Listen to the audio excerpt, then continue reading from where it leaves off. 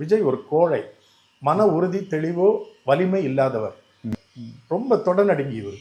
ஏன் இது வரைக்கும் விஜய் பேசல? எல்லாரையும் பேச விட்டு வேடிக்கை பார்க்கறது என்ன ஒரு குரூரமான மனம், எவ்வளவு தவறு அது. இவர் பயம் யாரையும் பகிச்சிக்க கூடாது.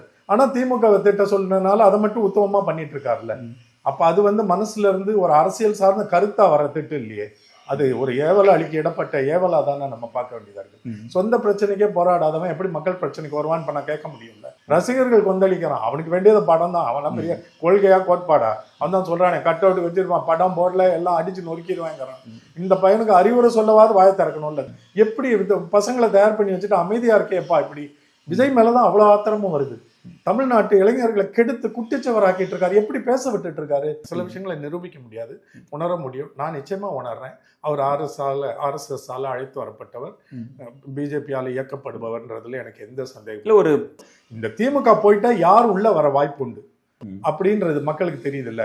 அப்படி சிந்திக்கிறவர்களும் அறிவு உள்ளவர்களும் கொஞ்சமேனும் பொதுநல எண்ணம் உள்ளவர்களும் பொறுப்புள்ளவர்களும் திமுகவுக்கு தான் வாக்களிப்பாங்க, என்னை போன்றவர்கள்.